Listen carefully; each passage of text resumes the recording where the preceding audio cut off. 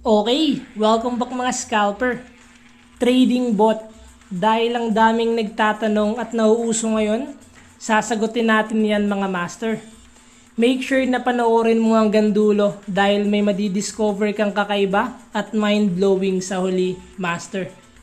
First of all, kikita ka nga ba sa bot or kung tawagin ay trading robot or AI nang wala kang ginagawa? Pwedeng oo, pwede ding hindi master. Parang ang gulo. Akala ko ba sure money? Again master, disclaimer. Bago ka pumasok sa mundo ng crypto, forex or trading, dapat alam mo na anything is possible. Pwede kang kumita, pwede ka ding matalo dito. Balik tayo sa trading bot master. Paano nga ba ito nag-work? Ganito yan. Every bot has its own algorithm, how it works, meaning it's a system or trading setup na hinihintay ng bot to entry and exit. Maraming klase ng system or algorithm ang ginagamit, master. Magbigay tayo ng isang example.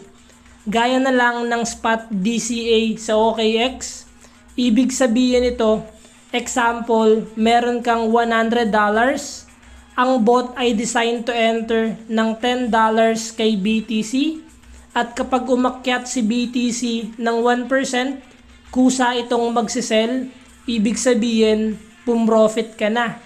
At kapag naman bumagsak si BTC ng 1%, kusa itong magdadagdag ng another $10 sa position mo para i-cover up yung natalo mong position. Magdadagdag lang ito ng magdadagdag hanggang meron ka pang natitirang funds sa asset mo. So question master, malaki ba ang kitaan sa bot? The answer is, it always depends sa capital mo, master. If hindi ganun kalaki yung capital mo, don't expect too much. Merong good side and bad side sa trading bot. Pag-usapan natin muna ang bad side ng bot bago kayo ma-hype sa good side.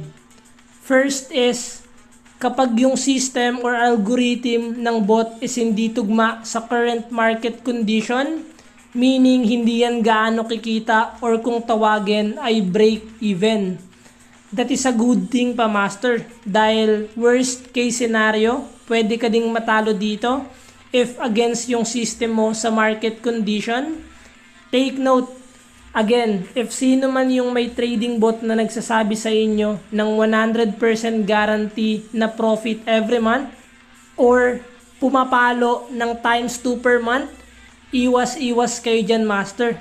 Usually 5 to 10%, minsan mataas pa yung gain yan per month, which is okay na din kesa natutulog yung pera nyo. Pero kapag nag-promise ng more than 50% per month or times 2 or times 3 every month, be ready sa risk dahil kung gaano kabilis kumita, ganun din kabilis mauubos yung pera mo. Question master, gaano kalaking talo ang posibleng mawala sa akin sa bot? It still depends sa risk appetite mo master, kaya meron tayong tinatawag na risk management and still depends kung paanong trading bot ba yan, sa futures ba yan or spot? Ano bang pinagkaiba niyan master? Yan, bago ka magsimulang mag-invest, aralin mo muna yung pasikot-sikot, hindi yung pasok ka lang ng pasok at sabay sa uso. What is the good side naman master? Heto na nga, the good thing of having a bot is no stress. Wala kang binabantayan dahil may system na yan na automatic magti-trade para sa'yo. The good thing is, kapag tugma yung algorithm or system ng bot sa current market condition, maganda-ganda yung kikitain mo, average 10%, minsan mataas pa. Take note, this is trading. So meaning, kailangan mong kumita by the use of trading strategy or bot. And again, kapag sinabi sa inyo, nakikita kayo by inviting, affiliate or recruiting, hay nako, wag nyo nang ipilit na trading yan master.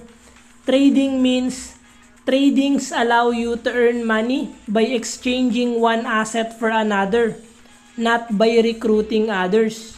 Naway maintindihan niyo yung pagkakaiba master. I am not against inviting, recruiting, or affiliate.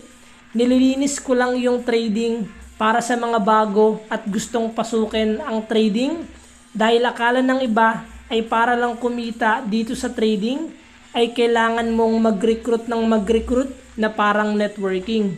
That is not true, master. Once you have a profitable strategy that is back-tested for years and earning money and a solid discipline and patient dito sa trading, dito ka magsisimulang kumita kahit wala kang ini-invite na ibang tao. Don't forget to please like and share dahil marami na namang mga tao na gustong pasukin ang mundo ng trading. Naway dumaan kayong lahat sa tamang proseso at wag puro get rich quick mentality nang sa ganon hindi kayo naluloko mga master. Palagi nyong iingatan at papahalagahan yung mga pinaghirapan nyong pera. Take your time para aralin kung gusto nyo talagang pasukin ang mundo ng trading.